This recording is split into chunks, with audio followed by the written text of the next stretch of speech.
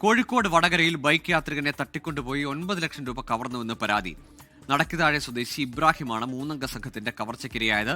കാറിൽ വെച്ച് മർദ്ദിച്ചെന്നും ശ്വാസം മുട്ടിച്ച് കൊലപ്പെടുത്താൻ ശ്രമിച്ചെന്നും പരാതിയുണ്ട്. നിഖിൽ പ്രമേഷ് ചേരുന്നുണ്ട് വിവരങ്ങളുമായി. നിഖിൽ, എന്താണ് ഇങ്ങനെയൊരു തട്ടിക്കൊണ്ടുപോകലിനും കവർച്ചയ്ക്കും പിന്നിലെന്ന് സൂചനയുണ്ടോ? ഇബ്രാഹിമിന് എന്തെങ്കിലും പരിചയമുള്ള ആളുകളാണോ ഇതിന് പിന്നിൽ? തീർച്ചയായും ഗോകുൽ, ഇബ്രാഹിമുമായി പരിചയമുള്ള ആളുകൾ തന്നെ ആയിരിക്കണം ഈ കവർച്ചയ്ക്ക് പിന്നിൽ എന്നുള്ളതാണ് മനസ്സിലാക്കാൻ കഴിയുന്നത്.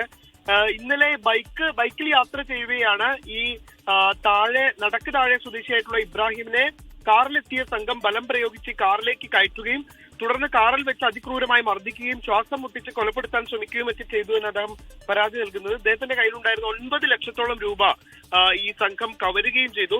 ഈ സംഭവവുമായി ബന്ധപ്പെട്ട് പോലീസിന് ചില സംശയങ്ങളുണ്ട്. ഇത് ഹവാല പണമാണോ എന്നതടക്കമുള്ള സംശയങ്ങൾ പോലീസിനുണ്ട്. അല്ലെങ്കിൽ എങ്ങനെയാണ് ഇത്രയധികം തുക ഒരു ബൈക്ക് യാത്രക്കാരന്റെ കൈകളിൽ വരിക എന്നുള്ള സംശയം അവർ ഉന്നയിക്കുന്നുണ്ട്. എന്ന് മാത്രമല്ല, കൃത്യമായ ഒരു വിവരം ലഭിച്ച രീതിയിലായിരുന്നു ഈ കവർച്ചാ സംഘത്തിന്റെ നീക്കങ്ങളും. ഈ പശ്ചാത്തലത്തിൽ അത്തരത്തിലുള്ള ഒരു സംശയം നിലനിൽച്ച സാഹചര്യത്തിൽ പോലീസ് പങ്കുവയ്ക്കുന്നുണ്ട്.